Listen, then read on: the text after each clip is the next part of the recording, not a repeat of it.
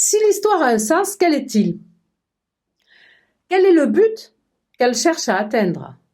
L'atteindra-t-elle un jour? Et ce jour sera-t-il le dernier jour de l'histoire? Comment avance-t-elle vers ce but? Quel est son moteur? Quel est son carburant? Nous allons voir les réponses à ces questions données par Hegel. Pour Hegel, l'histoire est une progression logique, permanente et inéluctable vers un aboutissement, une fin. Rappelons les deux sens du mot fin, le terme, le dernier jour, et aussi le but. L'histoire est comme un cours d'eau, comme un torrent qui, depuis sa source, en dépit des événements climatiques, en dépit des obstacles, des rochers qu'il va rencontrer, des méandres qu'il va devoir faire, de toute façon, coule inéluctablement vers la mer. Et y aboutira nécessairement un jour. Pour Hegel, l'histoire des hommes, c'est l'histoire de la raison qui, peu à peu, se réalise de plus en plus pleinement, comme le fleuve qui grossit jusqu'à la mer, pour arriver à son point d'aboutissement, qu'il nomme l'esprit absolu. L'idée d'une fin de l'histoire, d'un jour où l'histoire sera terminée, n'est pas pour Hegel une utopie. Il faut bien comprendre ce qu'il met sous cette idée. Il est clair qu'il y aura toujours des événements, un cours de l'histoire, des événements successifs. Ce ne sont pas les événements historiques qui cesseront d'exister. Ce qui cessera d'évoluer, ce sont les idées.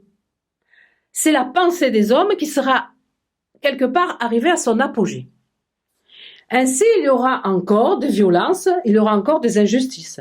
Mais l'humanité, parce qu'elle a progressé dans l'ordre de la raison, ne les tolérera plus, ne les vivra plus de la même manière, comme allant de soi. Prenons l'esclavage. Actuellement, il y a encore, sur Terre, dans certaines régions du monde, des esclaves comme au temps des Grecs, des Romains, ou de l'esclavage des Noirs. Mais, aujourd'hui, l'idée que l'esclavage est inadmissible est globalement répandue à la surface de la planète et admise par l'essentiel des êtres humains. Ce qui n'était pas le cas aux époques précédentes où l'on considérait qu'il était tout à fait défendable. Il faut savoir qu'Hegel a pensé vivre ce dernier jour de l'histoire, cette fin de l'histoire, avec la victoire de Napoléon à Iéna. En faisant tomber les frontières, en unifiant un immense empire, il a permis la diffusion des idées de la Révolution de façon quasi universelle. D'autres ont vu la fin de l'histoire à un autre moment plus proche de nous, au moment où est tombé le mur de Berlin et où il y a eu disparition de l'URSS. Les événements violents, les horreurs de l'histoire, trouvent avec Hegel une sorte de justification, une place dans l'évolution rationnelle de l'humanité, dans l'histoire du progrès humain. Pour comprendre comment c'est possible, il faut déjà retourner au cours sur les représentations du temps et à l'explication de la progression dialectique. Effectivement, le progrès de l'histoire ne se fait pas de façon linéaire, mais de façon dialectique. La dialectique, rappelons-le, c'est ce à quoi vous faites référence lorsque vous faites un plan thèse, antithèse, synthèse. La dialectique, c'est ce à quoi nous faisons référence lorsque dans le cours sur théorie et expérience, nous disons qu'il y a la solution empiriste, la solution rationaliste, et que finalement Kant fait la synthèse de ces deux-là en à la fois niant et associant les deux solutions dans sa solution propre.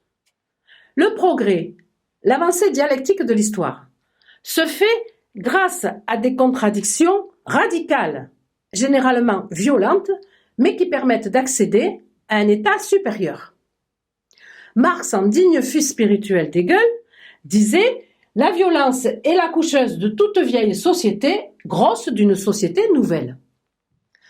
Pour avancer vers sa fin et son but et son plein aboutissement, la raison va avoir besoin des hommes. Elle va se servir des hommes à leur insu.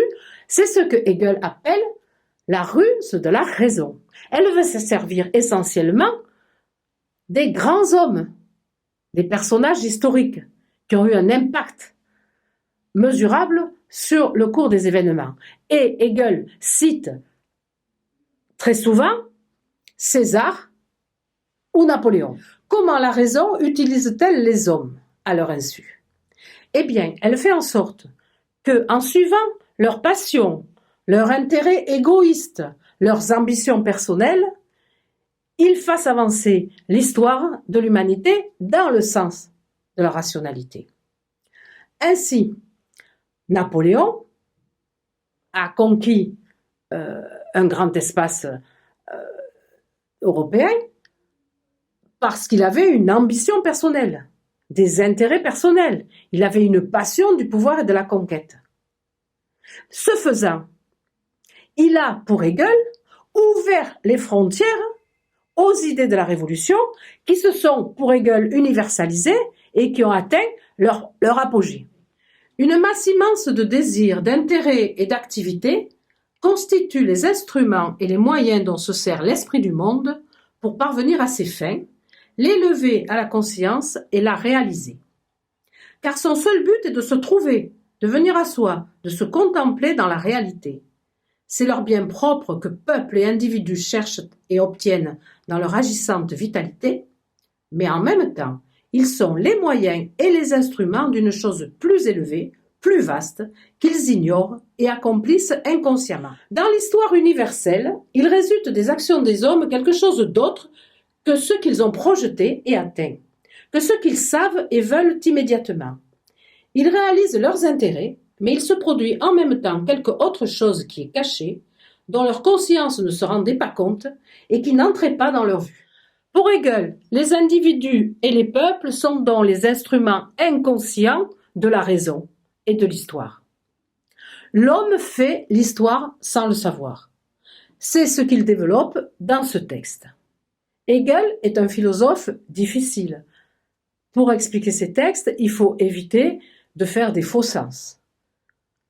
Les phrases que vous voyez là, vous devez maintenant, si vous avez bien suivi le cours, les comprendre de façon juste. Par exemple, la raison gouverne le monde. Ne comprenez pas que ça signifie que tous les hommes, tous les êtres humains sont des gens raisonnables.